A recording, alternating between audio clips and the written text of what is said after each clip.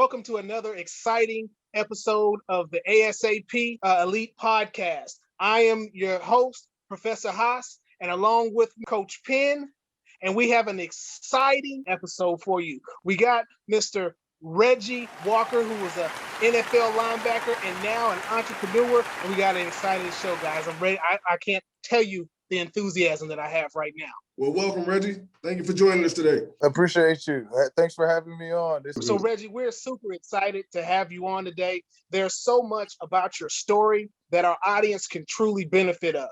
You know, the thing is that when they think about professional athletes, they only think about the glitz and glamour. But the thing is there are other aspects that, one, they need to be ready for if they do make it to that level of professional sports. And two, even if they don't, there's a lot on their way that they're going to have to deal with that you have already gone through. And so we're really excited about you sharing your experience so that our audience can benefit from that. Yeah. Oh, yeah. I love to shine a light on some of these things because I feel as if there's so much that people just really don't understand and don't really want to know about what they're about to get themselves into, but they need to know. Yeah, definitely. That's right. So we want to start off by asking you what really got you into football. I loved it since I first saw it. It was one of those things. It was love at first sight. I still remember when I was sitting down in front of the TV and my dad, I remember looking at the TV and asking my dad, "What is this?" And he's like, "It's football, son." And I remember just looking at it, just being amazed at the fact that, you had these big, strong people and they're humans. And he was just like, "Yeah, man, you could do the same thing."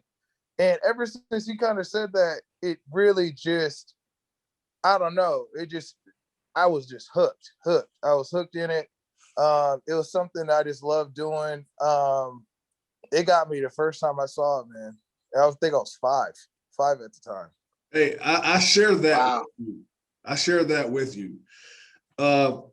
I have the same experience with my father, introducing that to me. And I've been hooked ever since, to now being in the coaching realm, so here we are, something that's a part of me and Professor Haas also, and our children, it's being passed down here. So, yeah. So you ended up going to Kansas State. You had a pretty good career there, but you were on record stating that you never really started more than half a season in college. I wanted to ask you, what does the grind look like for someone who played only a half a season in college to being invited into a camp, making an NFL roster, and sustaining a career of 7 years? Started no more than a half a season. He played more than started more than half a season. The same difference because that's what it was.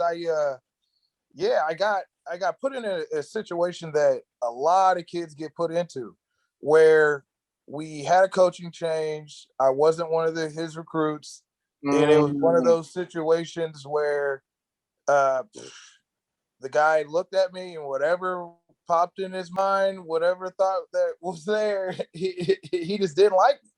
And but the thing was, I kept putting him in a position to play me, because I kept doing all the things to make sure I kept getting on the field. When it came to making mistakes, I went out there, blowing assignments and doing crazy stuff. I grinded my face off every day in the weight room. But the big reason why is I understood the political side of it. Okay. And that was something that gets introduced to you after college ball. You don't really experience it too much in college, in high school, but once you get to college, the business side, the political side of it, that was something that I was excellent at. That's what saved me, really. Understanding how people work, understanding how this system works, the hierarchy. This is the guy who makes the decision, so I need to make sure that me and him are on good terms. This is the guy who's going to sit here and bash me if anything goes wrong, so I need to make sure I stay on his side. Like, it's a whole realm of things that people just don't understand as to that go into just getting on the field in the first place. And it ain't just talent.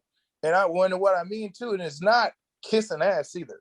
No, because you can't kiss ass. It's more of just, you got to understand how to form good relationships with people. Mm-hmm. You know, and that was something I was just really good at, because at the end of the day, they're going to sit there and judge everybody on that team, the offensive people and the defensive coaching staff.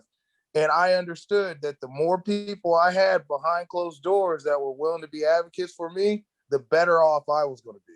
Oh, yeah. So, yeah. Yeah, well, you really said something in there without having to say it, right? I've as an athlete in college, one of the things that I saw with a lot of my friends, coaching changes.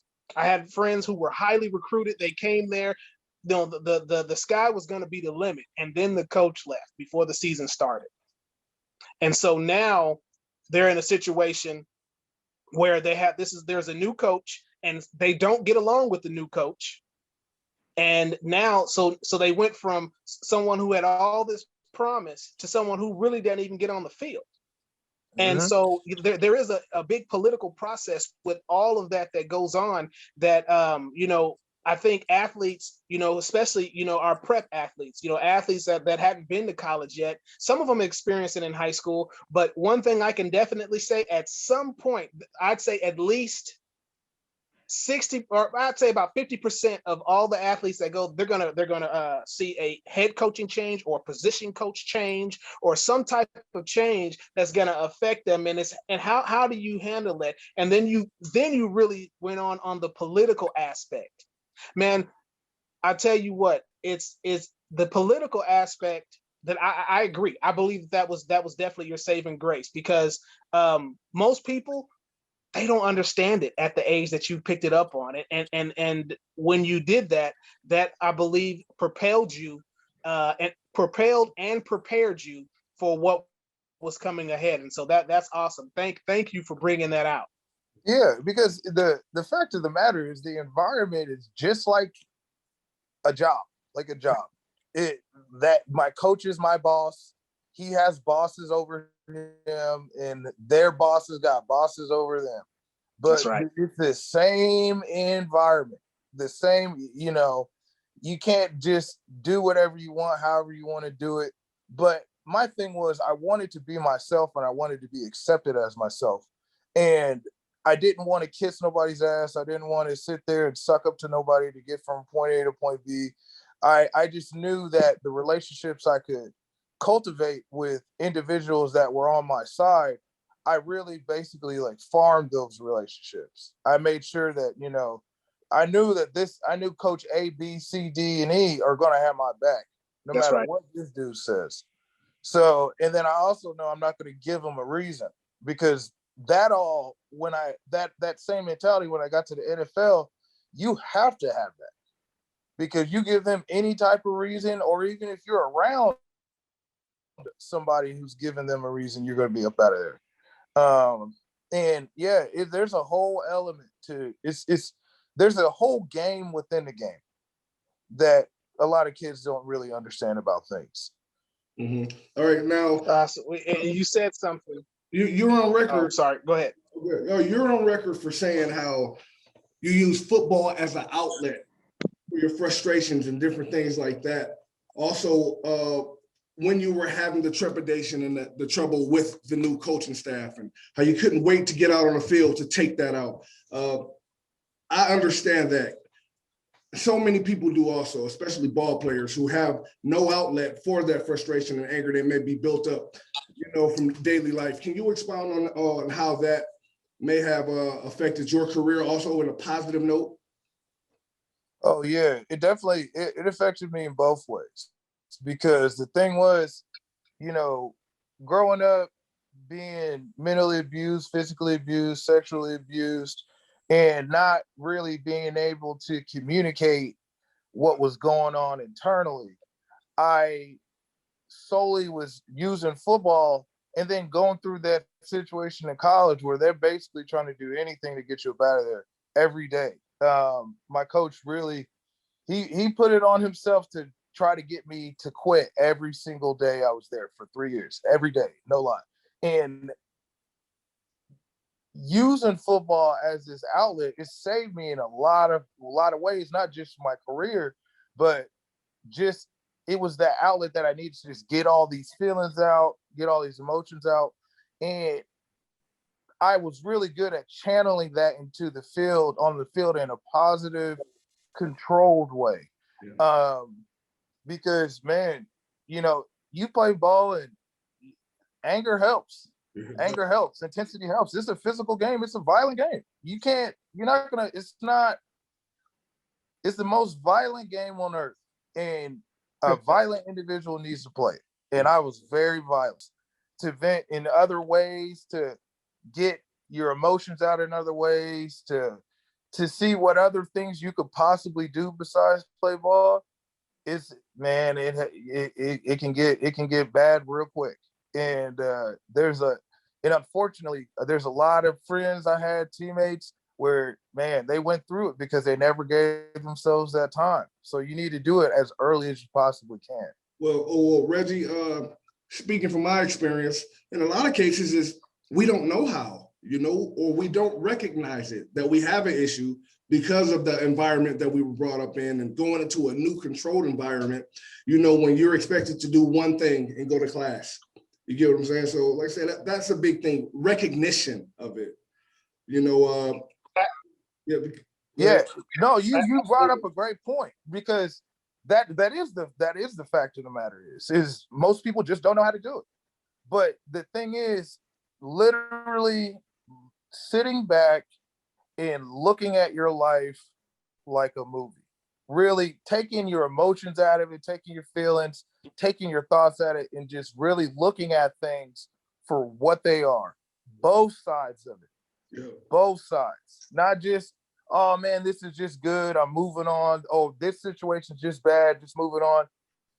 What was good about it? What was bad about it? Both sides of everything. And really, it's really a lot of just sitting down and thinking and really working through these thoughts. That's why another thing I would always say is, man, and I'm saying it's athletes in general, but I'm saying a lot of Black men, Black athletes, Black women, we got to start talking to people. Exactly. Period. We got to go talk to someone. But the fact of the matter is, too, I know it from being an athlete, most times the people that you have that are your resources don't look like you, can't relate to you, so you have to find these people who do relate to them, and you relate to you, and you got to cling to them. Like, man, they get you, they relate to you, you can open up to them. And then if you can do that, then go do it. You have to do it. But that's something with the mental health community that they're trying to do now, is put more people of color in positions, but we're still years away from getting to the point. Yeah, from being at a point where we have a lot of relatable faces that can help. Okay, just in addition 100%. To recognition, absolutely. In addition to recognition, I wanted to bring up the next step to that, which is denial. Where masculinity comes into term. And what about that portion of it? The denial portion of it. Well, the thing that helped me with that was really starting to understand the fact that no matter, there's only so much time in a day. I'm only one person. I'm good at things and I'm bad at things. Period. I am not good at everything I touch. Period. Like, I would sit here and write a list down, like, because before I ain't have no confidence in myself, none. So I could write a list of all the bad things, like, all day. I could write you 100 things I was bad at. I was very aware of that from a young age, probably because of the abuse. But then when it came to writing what was good about me, things that I brought to the table, that's when I started really seeing the big picture of things. Like, damn, I'm good at this and I'm bad at things too. And then when you really start going through that exercise, you understand the fact of the matter is, man, I'm good at things that I don't even realize, and I'm bad at things that I don't even realize. Yeah. And the fact of the matter is, because of that, I need to be aware of what's going on around me and what I bring to the table when it comes to people. in situations. And that denial, because the denial, it's really fear. It's really fear of really seeing the truth about yourself at the end of the day. And you're trying to keep yourself from it, but that's just the big thing. If you know that, that's why I said it's doing the exercise. What am I good at? What am I bad at? Write as many things as you can and really start looking at the picture objectively, like a movie. Take your emotions out of it. Take your feelings out of it. Take what everyone else is telling you about it out of it, and just look at it for what it is. A lot of people don't want to know what it is because that truth about themselves hurts. Yeah, it does. You got it, huh? Yeah, and so I can honestly say for myself, I deal with the whole, and I'll say mildly, but and I didn't realize it until recently, but I deal with depression as far as like feeling like a failure, right? And the crazy part is there I can't always control when it comes and when it goes. And so I may wake up one morning and I just feel like nothing I do is right. And I remember, now mind you, this is a situation I can think back all the way. I can probably say I can think as far back as the 7th grade where I'd have this feeling. Now, I didn't realize that was depression until I was 42 years old, 41 years old.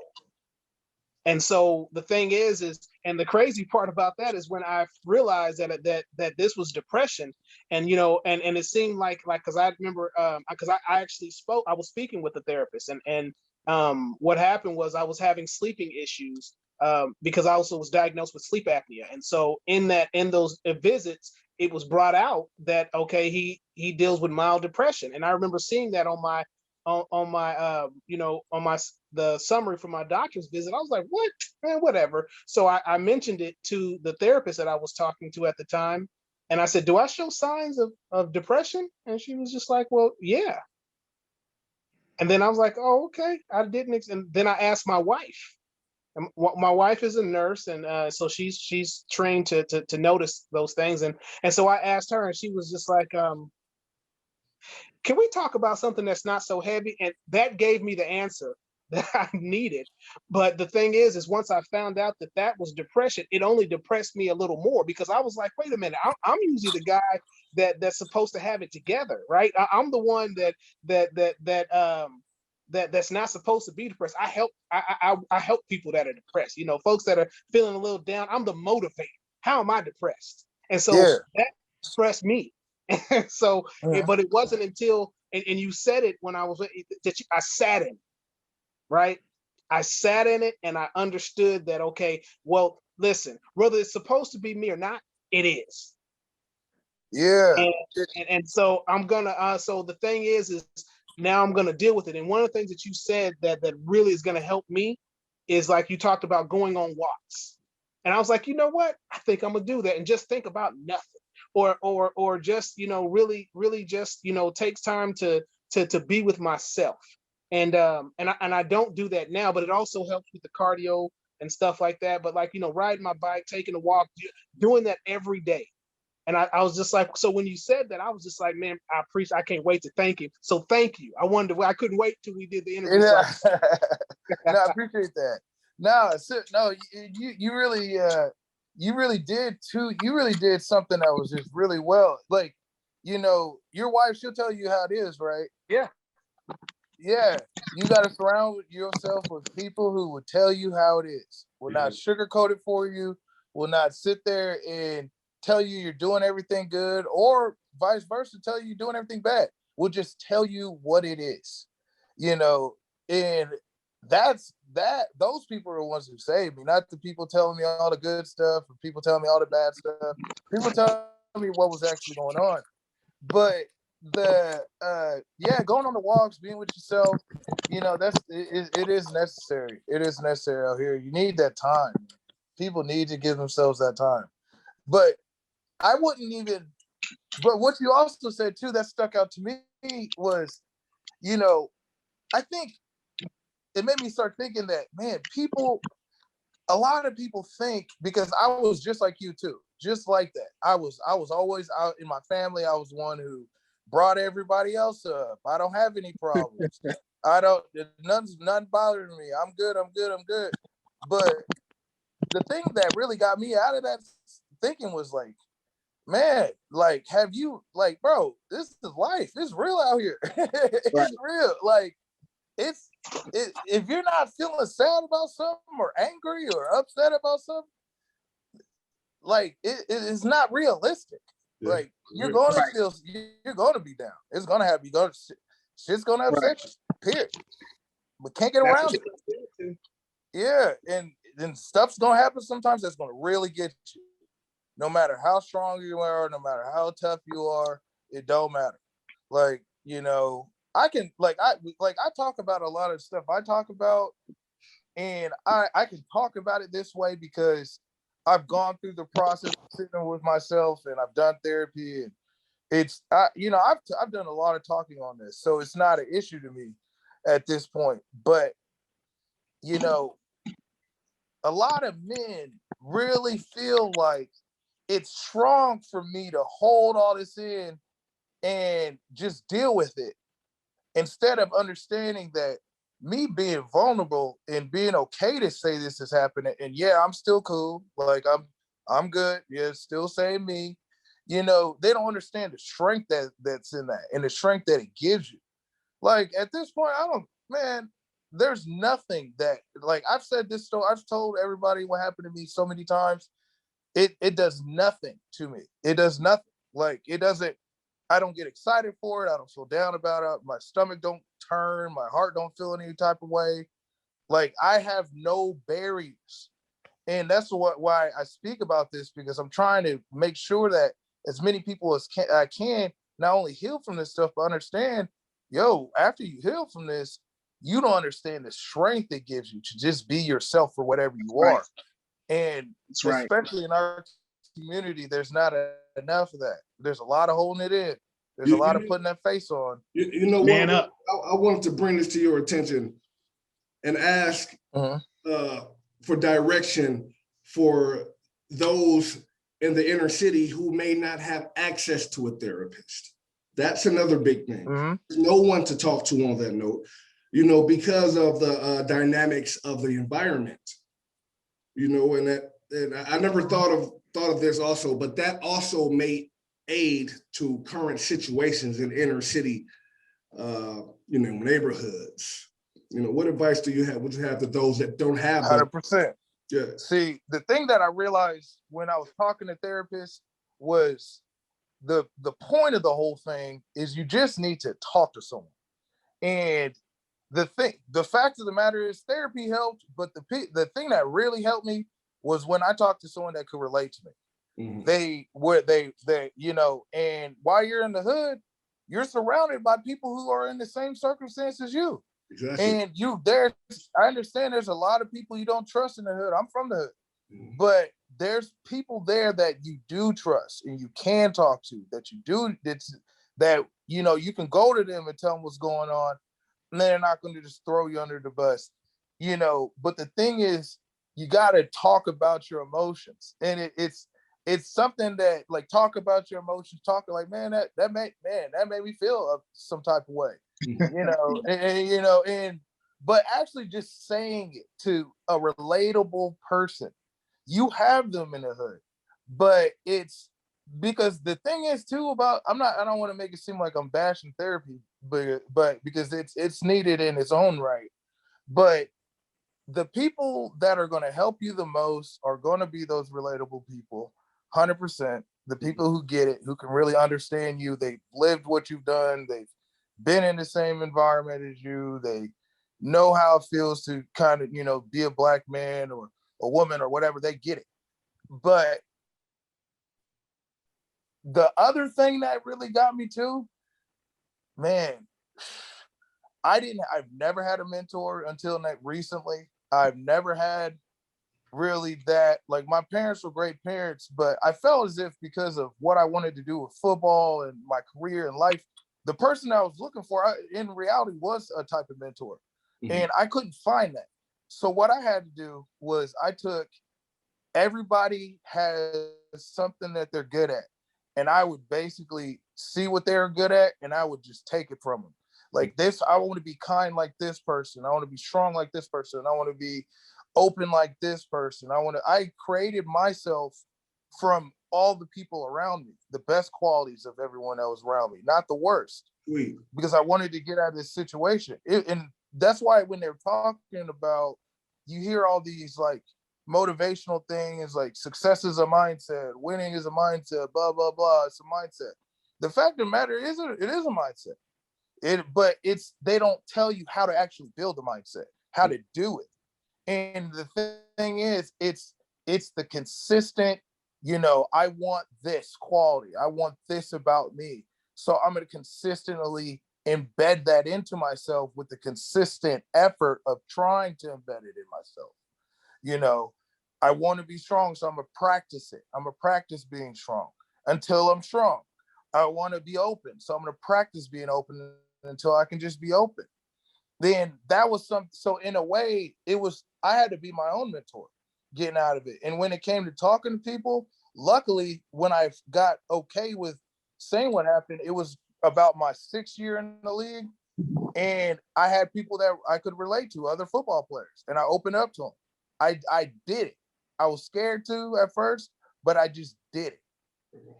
And the just doing it part is what I'm really trying to say is, man, if you're hurting, man, just say something to somebody that you can trust. If Tommy ain't gonna be with it, or Rashad ain't gonna be with it, don't talk to Billy. You don't talk to him. Talk to little Jimmy over here. Is gonna listen. Who got your back. People who got your back. But open up. Do the act of opening up. Mm-hmm. Because that mask, that boldness that you think you're putting on, that face you think you're putting on, that shit will just break you down over time. Mm-hmm. And you got to preserve yourself. That's and that takes that effort, man. That being able to just jump and do it. True. Did that make sense? So now we are in a situation, right, with something that nobody's used to. We find ourselves in a global pandemic. And one of the things, I was watching a article, watching a news story that was talking about the effects on youth, and and I think that is definitely relevant. It's almost like the pandemic has put a spotlight on mental health, because they're seeing the impact that it's having on today's youth. And so want to pose that question to you is, how do you one, feel about everything that's going on, and two, how would you suggest these youth and even parents, suggestions for parents to recognize it even, and help out and help their children and other youth out? Educate yourself. Educate yourself. Educate yourself. Educate yourself. Educate yourself. There's no excuse now. You got a phone. You can Google. It's right there. Go look for the information, and then it's there. It's right in your phone.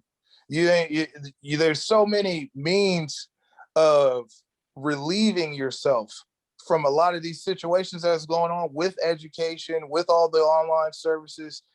You got to educate yourself, and like fully, on what's going on, not just from a political standpoint, or dealing with the COVID, or dealing with any of this stuff. You really got to look at the whole full spectrum of what's going on. And a lot of people love to just, especially a lot of these kids these days, they'll look at memes, or they'll look at Instagram or Twitter and think that that's it. I looked at Instagram for Twitter. I got my news for today. This is what's going on. This is all I need to know. Or I'm trying to maintain my mental health. Or I looked at this meme, or I looked at this article, or whatever, and I'm good. No, this is a process. This is a consistent thing you got to do. Consistently trying things that work for you. Try different, techniques that are out there that you can just Google. Is right on Psychology Today. You know, you can go and look at all of these different things that you can do to help yourself and your family. And it's right there. And in my mind, there's no excuse because, you know, just like what I was saying, when it comes to even growing up in the hood and not having a mentor, it was bad. And to be real, you know, my situation, like, I know I'm one of the smallest percentage of people to make it out because it's just that mentality, you know, to just make myself, no matter what was going on. A lot of people just don't have that. And it's because living in the hood and growing up that way, it breaks you down. It just, that's, this is what it is. You know, it's gonna break you down. But the fact of the matter is, if you're really gonna want to succeed out here and you really want to create the world that you want to create for yourself and your family, the thing that you're gonna need the most is to be resilient. You're going to need resilience, and that's a muscle that's built over time. But the thing that you're going to have, being somebody that comes from the hood, that you're going to have better than any one of these kids that grow up in the suburbs or grow up in these good neighborhoods and have great family situations and ain't suffered through no abuse, is they haven't gone through shit. You have. So right. When it comes down to being able to, that strength, they'll have the resources, but you have the fuel that's needed to get there. You just need a couple resources in a plant. Hey, Reggie, I'm sorry to cut you off, but real quick. No, you good. I'm going to speak up for my son and my nephews. You know, they're not living in the hood.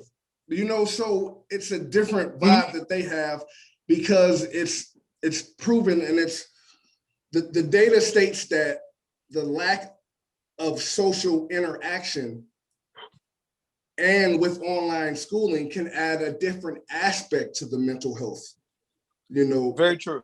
Yeah, so that's also what I want to concentrate on and get your opinion on that, you know, because that's very important, because that's what I'm personally facing right now.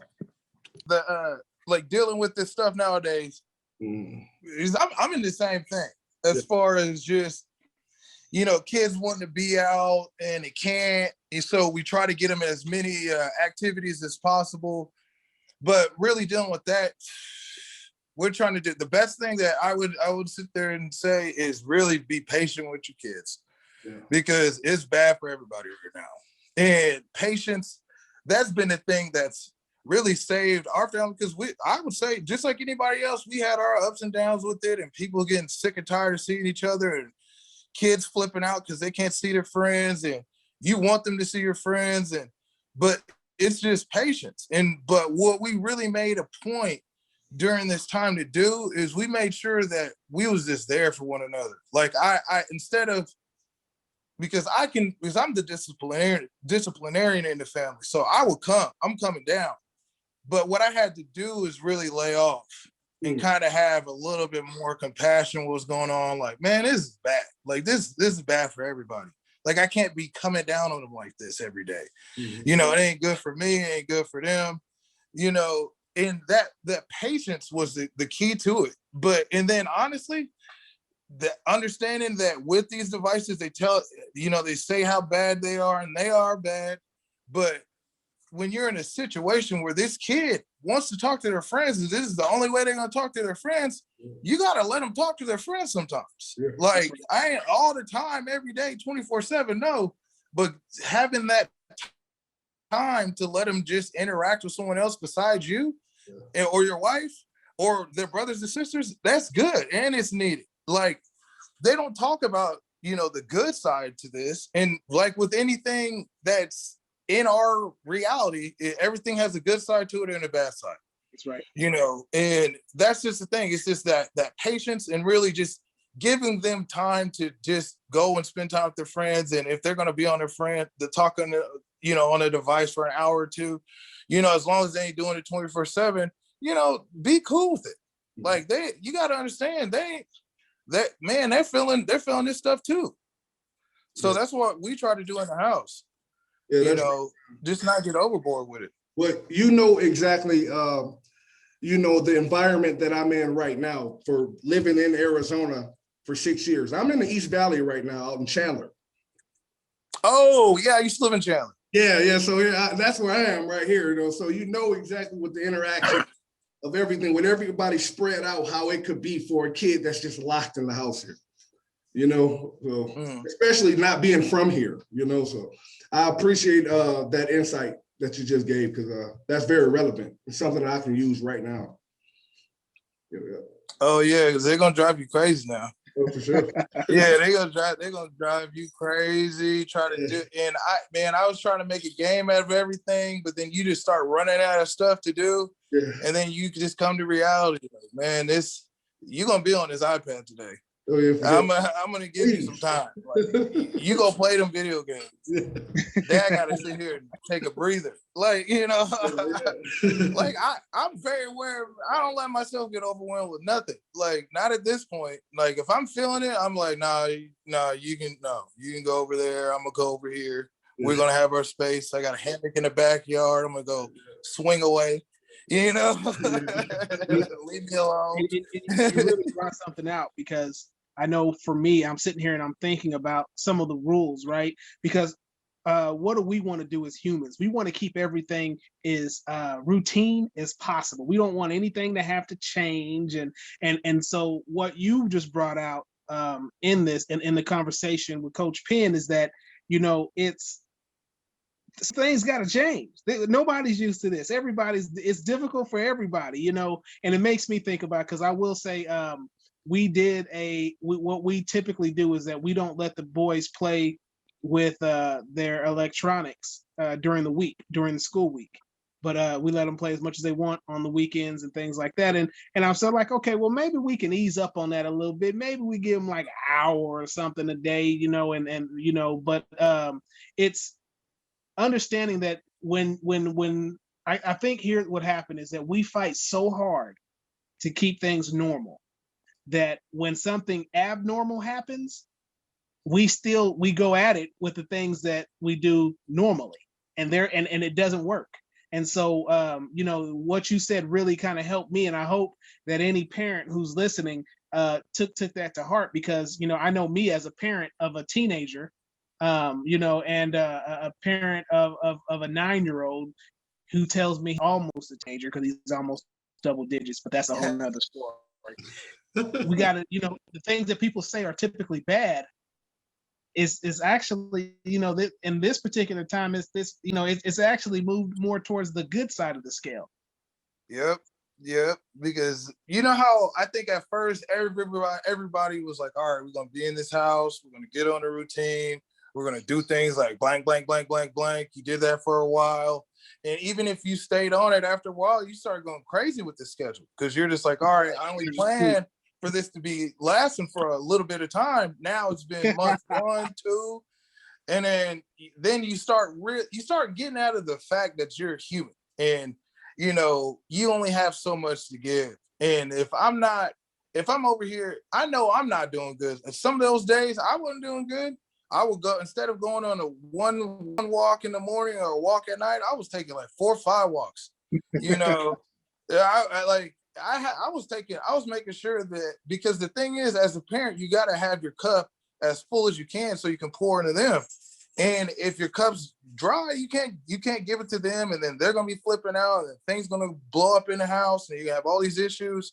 So I made sure, first and foremost, I took care of myself, so I could take care of them. And sometimes that was taking care of myself was giving them an iPad for another hour, or taking a walk, or giving them McDonald's instead of trying to cook in the house this time. Like, you got to be real with yourself. Yeah. You only have so much energy. You only have so much to give. Period. Yeah. That's good stuff right there. Well, man, I want to thank you, man. You came and dropped some jewels on us today. A conversation. Absolutely. Yeah, that is not common. You get what I'm saying? Yeah. It kind of evolved and took a turn, to something that can really benefit those watching. Yeah, so like I said, I just want to thank you, man. Yeah. Yeah, this is sweet. Yeah, definitely. No, I appreciate it. And this was definitely one of my favorite podcasts I've been on, because very rarely I get interviewed by one person of color, but having two, that was amazing. That's what y'all got to keep doing this. Y'all got to keep doing this for real. Like, we need more. We need more people of color doing this, man. Well, man, we really appreciate you taking time to get on this, because I know this is something that's important to both of us. And when we get people who have done as much in life as you have, and been able to realize their dreams sports wise, and then come back to give back to those who are traveling that same path that they were on, like that's a big deal. And so once we heard that you were going to be able to come on and we learned a little bit about you, I was just like, man, this interview is going to be fire. Yeah. Like I said, I'm sitting here taking notes myself, because I'm actually getting ready to go on a walk after this. So oh yeah, me too. It's hot out here. Yeah, man, I really appreciate y'all, for real. If anything y'all need me to do, if anything y'all need me to do, I'm happy to do it. Just, I'm always here to help us. Any way that we can help with what you got going on, please let us know, man. We're here for you. You know, the acronym for ASAP is achievement, success, and perseverance. You know, and I think that this interview embodied all of that, man. So, like I said, thank you so much. Oh, to the fullest. Yeah, to the fullest. Oh man, I appreciate this 100%. And like I said, anything I can do to help, I'm a text message away. All right, we'll do. All right, good brother, man. It was definitely a blessing speaking with you, and you enjoy the rest of your day. All right, y'all too. Yes, sir. All right. Hey, Professor, how you doing? This was pretty good. Oh man, I feel better. I feel good. You know, I feel loose. Well, man, like I said, I was excited because some of the stuff he talked about helped me in what I'm dealing with. You know what I'm saying? Exactly. And so when I'm sitting here and I'm just like, man, there's a lot of stuff that he's going to say that's going to really benefit a lot of these athletes and a lot of their parents. Yep.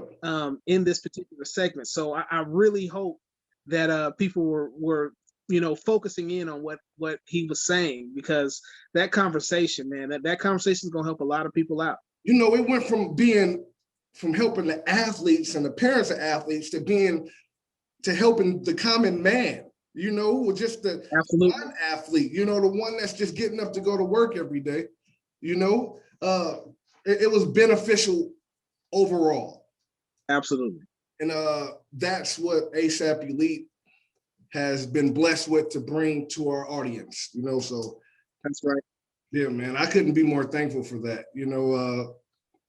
Yeah, and thank you, Professor Haas, you know, for adding your perspective on it, you know, something and speaking from an angle, you know, that needed to be spoken from, if that's you know, that you get what I'm saying.